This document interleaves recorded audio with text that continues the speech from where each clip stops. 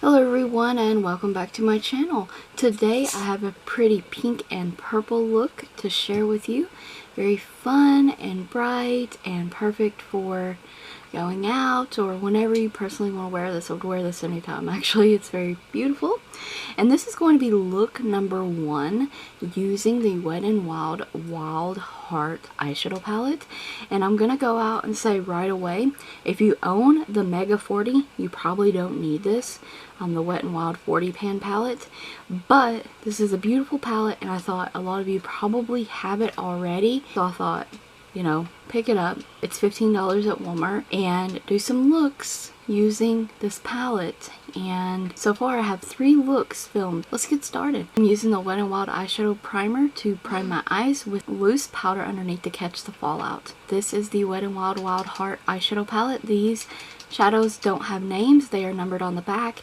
2 of them are pressed pigments, which are in the bottom row and are not safe for eyes, but you'll see me use them actually in this tutorial. Every look I've done, I think I've used those 2 shades. So I'm going to take the bright pink in the eyeshadow palette that's matte, and it has some cute little hearts stamped into it. Some of the eyeshadows do.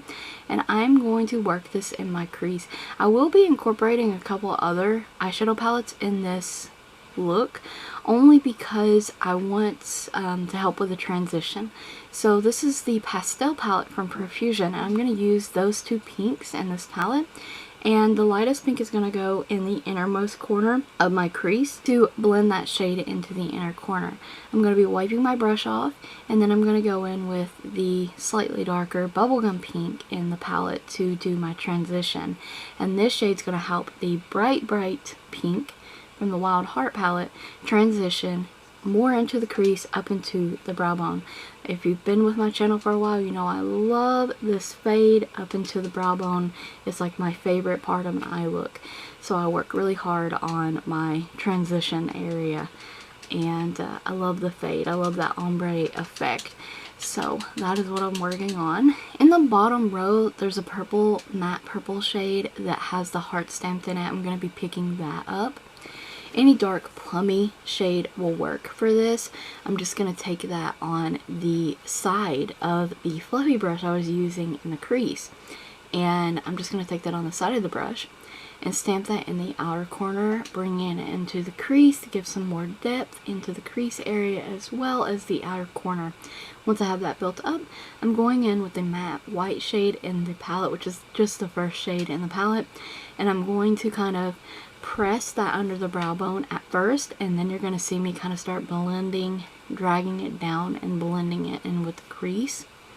Back in with the bubblegum pink, and I'm going to further use a little bit more of that to help transition that brow bone highlight into the crease shade. And this works out really nicely. I applied the brow bone highlight. Look at that fade. Look how nice these colors blended. I had to slow that down so you could see. I'm taking the shimmery white in the palette, and I'm using my finger to apply that to the lid. And this isn't as bright or as pigmented as I really hoped, so I'm going to use the Milani Hypnotic Lights and Starlight on top of that because I wanted some more pizzazz. I wanted some more bedazzle on my lid, so we're using this. And I've been trying to use these eyeshadow toppers more often because they're gorgeous and they dry up so quickly, so I'm using them. And then I'm going to blend the plummy purple shade in the outer corner with that on the lid, the Starlight shade. So this is LaColors Gel Eyeliner in Enchanted, and I'm using that in the waterline. Here I'm taking the other purple shade in the bottom row, and it's the shimmery shade. And it's is more of like a bright purple grape kind of shade. And I'm just going to do my lower lash line in this beautiful purple shade. So pretty. There's not a lot of fallout with this palette either, so I'm pretty impressed with that as well.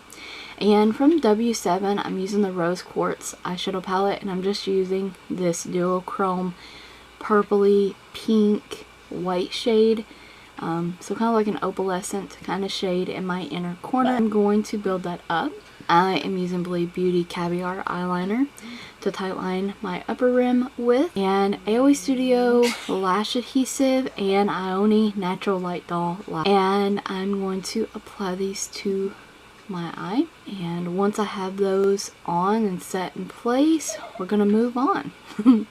And these eyeshadows also are super duper pigmented, but there's the finished eyes. I'm really liking this palette, like besides the white, you know, I mean, who cares about that shimmery white? There's so many palettes that have shimmery whites in them. LaColors Roll-On Gloss. And that's all I've done for lips today. Here's my finished look. My eyelash is lifting a bit, but I fixed that later. Thank you guys so very much for watching. Stay tuned for more looks using this Wet n Wild Wild Heart eyeshadow palette. Hope you enjoyed it, found this tutorial helpful. And don't forget to check the description box for additional links, as well as the product list, as well as the cards, and check them out on my Wet n Wild playlist. So thank you guys so very much for watching.